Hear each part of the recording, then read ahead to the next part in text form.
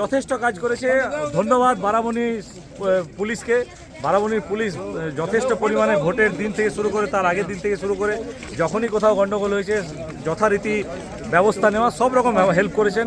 শুধু নির্বাচন কমিশন নয়, বারাবণী থানার পুলিশও কিন্তু বাড়ি বাড়ি গিয়ে আপনাদেরকে বলেছে যাতে ভয় না পান এবং ভোট দেওয়ার চেষ্টা করেন। তাদেরকে কি বলবেন? বারাবণী থানার পুলিশকে অসংখ্য ধন্যবাদ। তারা নিরপেক্ষভাবে কাজ করেছে এবং সিং বাহিনী, এটুকু আমার কাছে খবর আছে, সিং বাহিনী ভোটের আগের দিন সেটিং করতে গিয়েছিল, বারাবণী থানার ওদেরকে লাঠি মেরে তেড়েছে। কোটি টাকা ডিল করতে চেয়েছিল, থানার বড়বাবু রাজি হয়নি। আমার কাছে খবর আছে, আমি একটি বিজেপির একনিষ্ঠ কর্মী 2014 সাল থেকে, ঠিক আছে? কোথায় কি হয় সব খবর পাই দাদা। সিং বাহিনী ভেবেছিল সেটিং করে ভোট করবো, কিন্তু জনতা করতে দেয়নি। থানার বড়বাবু হেল্প করেছে আমাদের। রাজ্য জুড়ে গেরুয়া ঝড়, আর সেখানে আসানসোলের বারাবণী এবার বিজেপির দখলে এবং এটা একটা ইতিহাস। এসআইআর হয়েছে, সিআইএসএফ এসছে, ফোর্স এসছে, সাজোয়া গাড়ি রয়েছে, প্রচুর পরিমাণে ফোর্স রয়েছে এবং ঠিক এরকমই চিত্র চলছিল সমস্ত ভোট জুড়ে এবং সেখানে সুষ্ঠুভাবে ভোট হয়েছে। কিন্তু বারাবণীর ক্ষেত্রে কেন আমরা বলছি বারাবণীতে বিজেপির জয় একটা ইতিহাস, এবং তার থেকে বড় কথা আমরা বলছি না, একেবারে যারা আসানসোলের জুবিলি মোড়ে বিজেপি কর্মী সমর্থকরা রয়েছে তারা বলছে এই জয়ের পিছনে সবচেয়ে বড় হাত রয়েছে বারাবণীর যিনি বর্তমান আধিকারিক দিব্যেন্দু মুখার্জি, এবং একেবারে সিংহমের কাজ করেছেন তিনি। গ্রামে গ্রামে সেই দাপু টেনে তার বাড়ির সামনে গিয়ে পাশের বাড়িকে বলেছেন নির্ভয় ভোট দিন, অভয় ভোট দিন, প্রয়োজনে আমার ফোন নম্বর আছে, সেখানে ফোন করুন।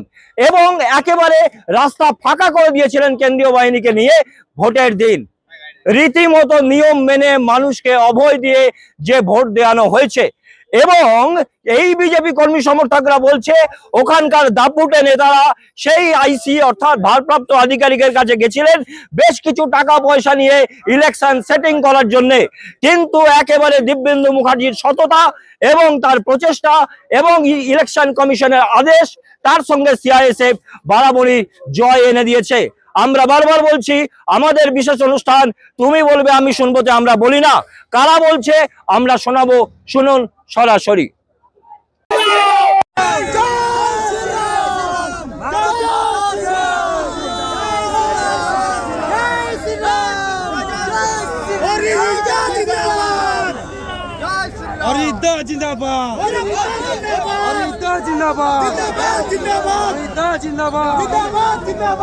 নমস্কার, আমি তিলাঞ্জন, টিএসএনএম নিউজে আপনাদের স্বাগত। আমাদের বিশেষ অনুষ্ঠান তুমি বলবে আমি শুনবো। আজ বলবে বিজেপি কর্মী সমর্থকরা বারাবণীতে ইতিহাস, বারাবণীতে ইতিহাস অর্থাৎ বিজেপি কর্মীরা আজ তারা জয় পেয়েছে। শুধু জয় পায় নেই, সারা রাজ্য জুড়ে চলছে গেরুয়া ঝড়। আমরা দেখাবো বিশাল মিছিল, বিশাল মানুষ যারা জয় শ্রীরাম করছে, এবং এই সমস্ত মানুষ যারা এতদিন কষ্ট করেছে এবং তারপর দীর্ঘদিনের মিছিল, এবং তাদের দাবি হচ্ছে ব্যাপক অত্যাচার তারা সহ্য করেছে এবং সেই অত্যাচারকে ভেঙে বেরিয়ে এসে আজ তারা জয়লাভ করেছে। আমরা প্রশ্ন করব কেমন লাগছে আজকের দিনটা? আজ আমাদের কাছে খুবই আনন্দের দিন। দীর্ঘ বারাবণীতে দীর্ঘ 15 বছর যে ধরনের অত্যাচার চলেছে, মানুষের নৈতিক অধিকার, মানুষকে বলা, সেই বলার কথা বলার অধিকার কেড়ে নিয়েছিল। একটা দোকানদার ফেসবুকে পোস্টে লাইক করে তার দোকান ভাঙচুর হয়েছে। এটা পশ্চিমবঙ্গের কোনো ভোট বিজেপি হারেনি, টিএমসি হারেনি, কেউ জেতা হারেনি, এটা পশ্চিমবঙ্গ স্বাধীন হলো। হিন্দু ধর্মের জয় জয়